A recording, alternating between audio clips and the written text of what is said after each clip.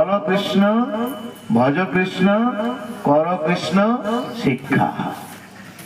নিমাই পণ্ডিত কে বলেছেন? নিমাই পণ্ডিত।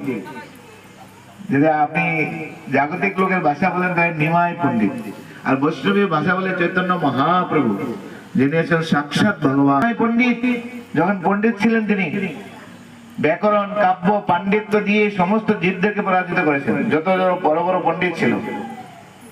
কিন্তু সেই গৌরাঙ্গ মহাপ্রভু যখন গয়াতে গিয়ে পিতৃ শ্রাদ্ধ দেওয়ার জন্য যখন গয়াতে গিয়েছিলেন, সেখানে গিয়ে ঈশ্বর পরিপাদের কাছ থেকে যখন কৃষ্ণ মন্ত্রে দীক্ষা প্রাপ্ত হন, তারপরে মহাপ্রভু কি করেছিলেন? তার যত পুঁথি, বেদ, পুরাণ, উপনিষদ, যা গ্রন্থ ছিল সব একটা গাঁটটি বাজিয়েছেন, দিয়ে সব গঙ্গার জলে বিসর্জন দিয়েছেন। দিয়ে শুধুমাত্র টোলের মধ্যে শুধু হরিনাম শিখাতেন সবাই। কৃষ্ণ মাতা, কৃষ্ণ পিতা, কৃষ্ণ ধনপান। কৃষ্ণের সংসার কর সারিও না ছাড়, জীবে দয়া কৃষ্ণ নাম সর্বধর্ম সার। নদিয়া গোদ্রমে নিত্যানন্দ মহাজন, পাতি আছে নাম জীবের কারণ। কৃষ্ণের সংসার করো, কৃষ্ণ বই ব্যতিরেক আর কিছুই নেই।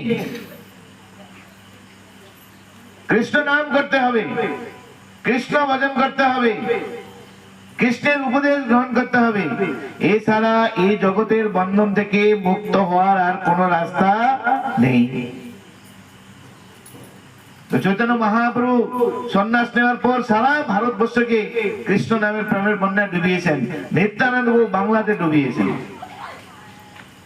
এক সময় বেনারসে চৈতন্য মহাপ্রভু সেখানে হরিনাম সংকীর্তন করছেন, হরিনাম কীর্তন করছেন তার ভক্তদের নিয়ে।